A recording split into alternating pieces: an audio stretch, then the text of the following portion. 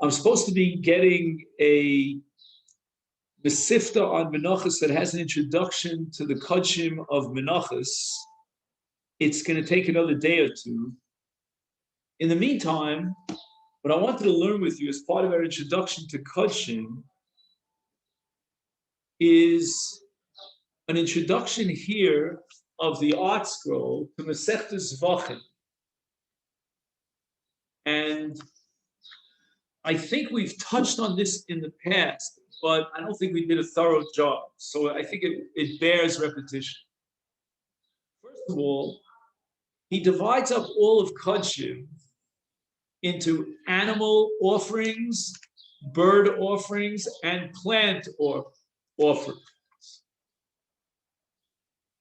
And within animal offerings, he divides it into 4 categories, subdivides. So amongst animal offerings, we have a chatos, we have an olah, we have an asham, and we have shlomim. Now, with regard to chatos, normally we talk about a chatos chitzona, which means that all the avodos are done on the mizbeach hachitzon. But then we have something called a chatos pnimis, in which case the dam of the chatos is applied to the mizbeach hapnimi. And he says that this means that we're already in the Kodesh, which is called the Heichal. We're not yet ready for what's called the Kodesh Kodshim, but we have another case of a Chatos Pnimis, where the Hakrova, the Haktorah is done in the Kodesh Kodshim. So, for example, if we talk about Ketores the whole year round, as opposed to Ketores on Yom Kippur, of course, Yom Kippur also has the Ketores in the whole year round. So, Ketores the whole year round is brought on the Mizbeach HaPnimi, the Mizbeach HaZov in the Heichal, and the Ketores, the unique Ketores of the Yom HaKippurim is brought in the Kodesh Kadosh. So that's also called a Pnimis. It says, the sacrificial parts, the murim, of a Chatos Pnimis are burnt on the Mizbeach HaChitzon, just as the sacrificial parts, the murim of all other offerings, are brought on the Mizbeach HaChitzon. And in the case of a Chatos Pnimis, the dam is applied to the Mizbeach HaPnimi, but the emurim are burnt on the Mizbeach HaChitzon. The rest of the meat, the balance of the meat, this is called Parim HaNisrofim, meats and the hides, those are all burned in a designated area outside of Yerushalayim. Fine. So then we have the Olah, and the Olah has a Zrikas Hadam. He calls it the lower corners of the outer altar. Exactly sure, I'm not so I'm not so used to the English here. Let's see if I understand what it means here. Doesn't have a footnote, unfortunately. I thought it was below the Chut HaSikra, but he calls it the corners. I see what he meant by. I got mixed up. I thought what he meant by corners was on the Gaga, the Mizbeach, the Kronos. No, that's not what he means. What he means by the lower corners, he means below the Chut HaSikra on the Kir HaMizbeach. Okay, he doesn't spell it out. Then we have an Asham, and the Dam is thrown again, like the Olah, on the bottom part of the Mizbeach HaChitzon. Fine. Now, obviously, Asham, in a certain sense, is strikingly similar to a chatos because other than the murim, the balance of the carbon is eaten by zichrei kahuna.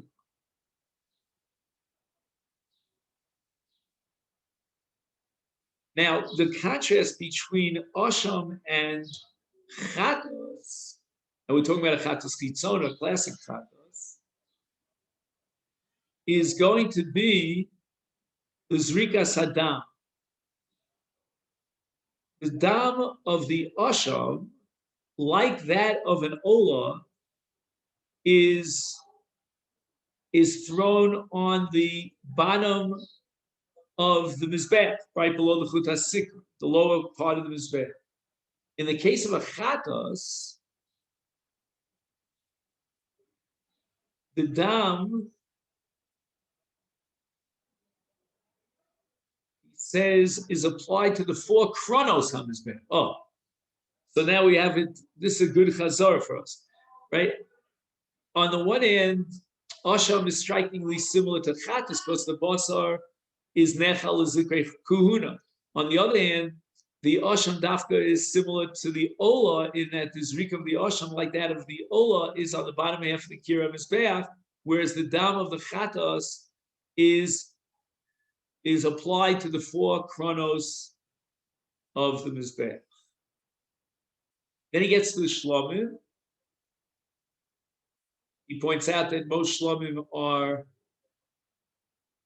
voluntary in nature and they're individual korbanos of a yachid. The blood of the shlomim, like that of the ola and the asham, is thrown on the lower corners of the mizbeach, and the chiddush of shlomim is that the meat of the shlomim is not just the possession of zichrei kahuna, of the kohanim themselves, but it also belongs to the owner of the offer, the bala korban. And he doesn't have to be a kohen. He can eat the basar of the shlomim. He can invite guests to eat the basar of shlomim. He's the balabas. It could be eaten anywhere inside the walls of Yerushalayim, and it's Lila, it's Yom, Lila, and Yom. So it's 2 days and 1 night. Now, there is chazav v'shok, and that's separated from the rest of the meat, and that's given to the kohen. He has a carbon toda, and there are 4 situations in which you bring a carbon toda. The dam is again thrown like all the other carbonos that we mentioned, except for the chatas chitzona, on the bottom part of the kira mizbeach. Once again, the chaz v'shok is given to the kohanim. So I guess basically the toda, as far as I can tell, is identical to a carbon shlomim. And the only reason he has it here as a separate category is to tell you when you're obligated to bring a carbon toda, because as we said, carbon shlomim is generally a carbon nidava, with the exception, as we said, of Chag HaShavuos, that's the Shalmei Kivsei Atzeret. But carbon toda is a carbon chov. There are 4 situations. Then he has Bechar, Maser, and okay, now we go over to birds. Number 1, we have Chatas Ha'of, and number 2, we have Olas Ha'of. He says that Chatas Ha'of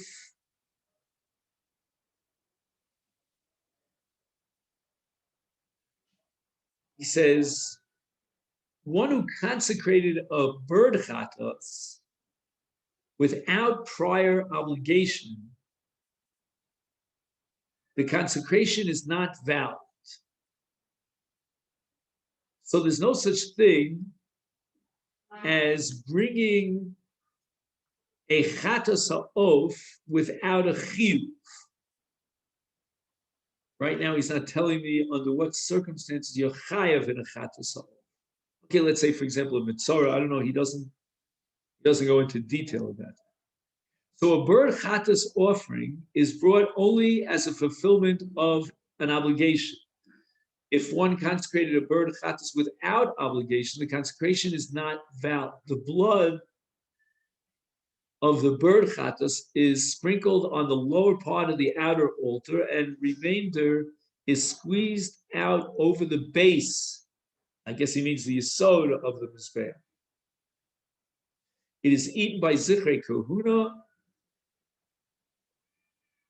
and no part of it is burnt on the mizbeach. In other words, this is the first carbon that we have that doesn't have imurim and aktar al gabi mizbeach. Olasa of can be a voluntary carbon or a fulfillment of certain obligations. Again, he doesn't tell you which obligations, and so forth and so on. Rabbi? Yes. What do they do with the rest of the bird if you don't burn it? Again, if it's a chatos ha'of, we said that the Kohanim eat the bird. All right, okay. In the case of an olas ha'of, the entire bird, like any olah, is burnt on the mizbeach. So it's eaten, okay. And now we get to plant offerings. Now, under plant offerings, he has the following categories. He's got a mincha, okay, that comes from soles, from, he calls it flour. Then we have the sachim, that comes from yayin, shemen from oil. And so as far as mincha is concerned, he says that the flour could either be raw flour, baked flour, fried flour. And the mincha, which again, I want to study this with you more in detail, maybe tomorrow, probably not tomorrow, but maybe the day after. It could be a carbon chova of a yachid. It could be a carbon chova of the tzibur. It could also be a carbon adult. So the whole gamut can apply to a carbon mincha. And very often a carbon mincha is an accompaniment either for an olah or for shlam.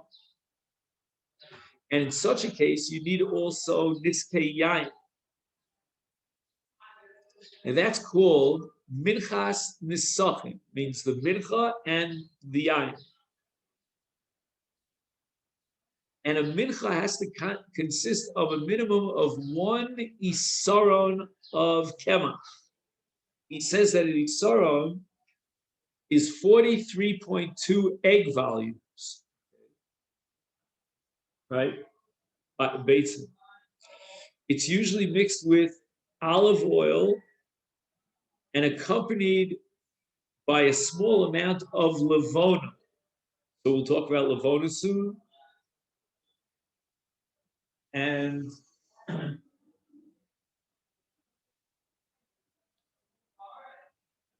he says that a carbon mincha consists of wheat flour, with the exception of the carbon omer and minchas sota. Those are the only two menachos that come from barley as opposed to wheat. Now, nesachim, which are wine libations here, for a carbon olah, but only again an olas behema or shlamim, and these two karbonos of behema v'zevach of olah shlamim have to be accompanied by nesachim in addition to the mincha, and it matters not whether it's a chovas sibur or a chovas yachid. And the amount of nesachim varies according to the type of animal used for olah u'shlam. Wine nesachim are poured into one of two bowls, spolum, attached to the top of the mizbeach at its southwest corner. And from these bowls, these spolum, they drain to the ground beneath the altar.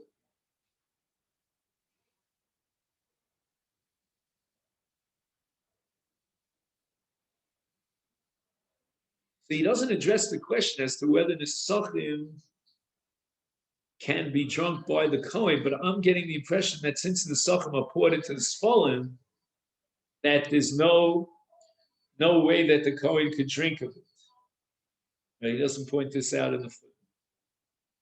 And shemen, olive oil, is an essential ingredient in most mincha offerings. Okay. Now, is there such a thing as a korban nedava of just shemen or just nisachim? He writes here in the footnote, I don't know if this is helping us. According to some Tanoim, excellent. One can donate an oil offering.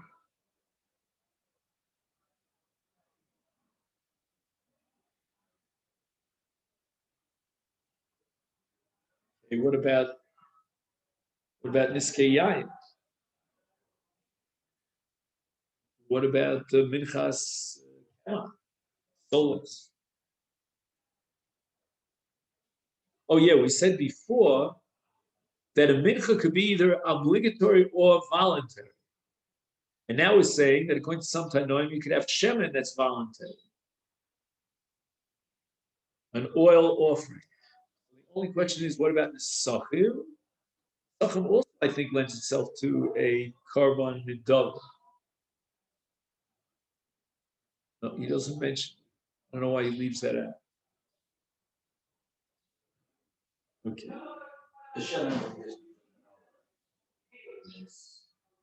Yeah, he's talking about shemen that comes onto the mizbeach, like the shemen that is part of the mincha. Of course, you can donate shemen for the hadlokas haner, but that would be kodshim, what's called kedushas domin, not kedushas haguf. Now he has something called levona, and the levona is a very critical component of most mincha offerings.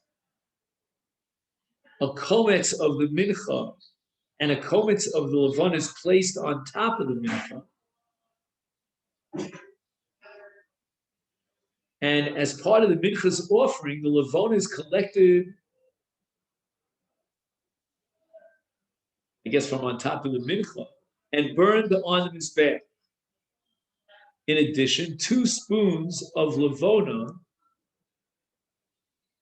each containing a kometz, were placed on the shulchan along with the lechem aponim. So when we think about levona, we have to talk about levona in 2 different contexts. One is a levona that's subject to aktar al gabi mizbeach, and that's the levona that accompanies the karma mincha. And now we have a different levona that accompanies the lechem aponim. And this levona was placed on the shulchan together with the lechem aponim.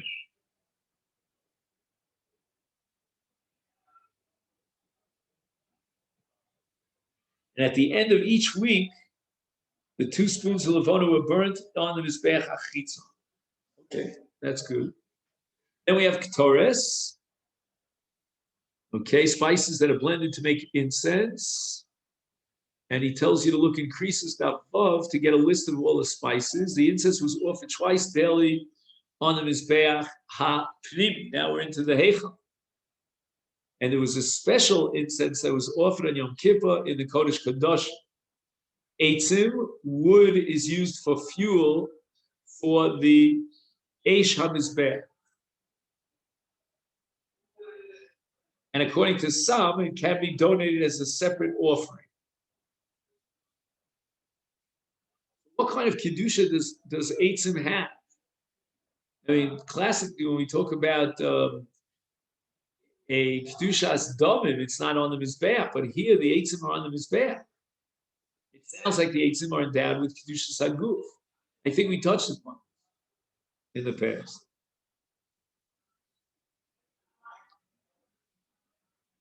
Okay. Now, just to finish this up,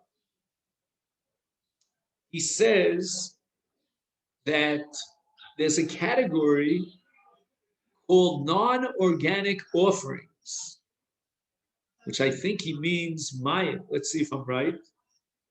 The only non-organic material offered on the altar is water. Oh, very good. Which is poured on one of the 2 sfolim, the bowls that sit on the mizbech at the southwest corner.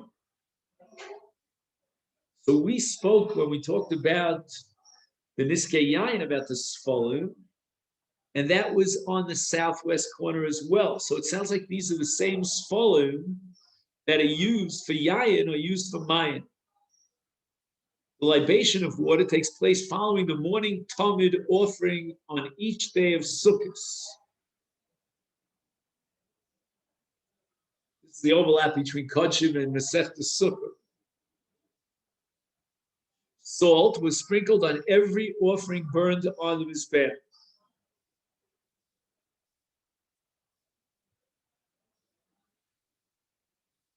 Now we can divide all of the above into two classes, Kodshe Kodshim and Kodshim Kalam. There's nothing here called Kedushas Daven because everything that we've been studying goes on the Mizbeach, which is Kedushas Haguf.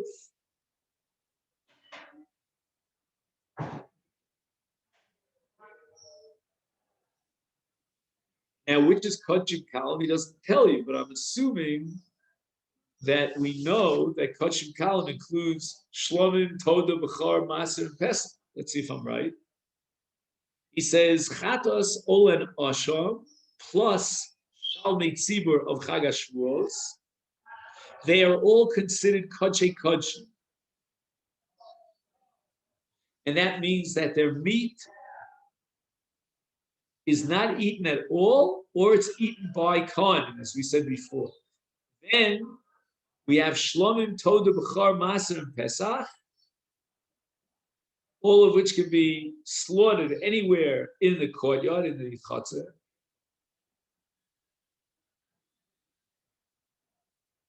And all of these offerings may be eaten even by non-Kohanim. So when we get to Kodshei Kalim, what distinguishes Kodshei Kalim from Kodshei Kodshim is the fact that Kodshei Kalim can be eaten even by non-Kohen. But even that is an exception. And that's the case of Bechar.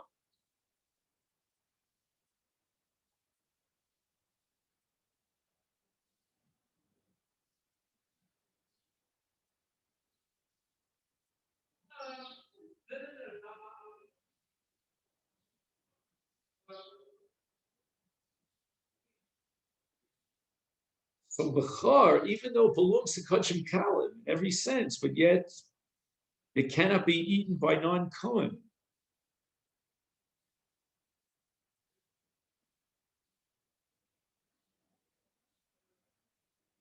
Yeah, that's also true in all Shlomim, as far as Chaz Meshok is concerned. That can only be eaten by Zichrei Kahuna.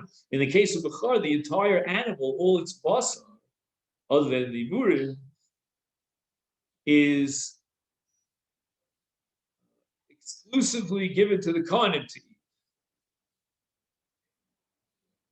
And the Kohanim can eat it anywhere in Yerushalayim.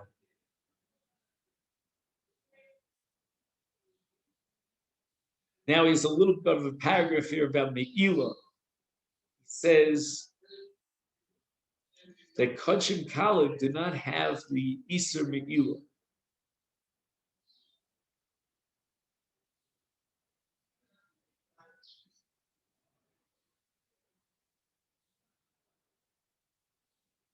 Okay, then, so that's what we have here.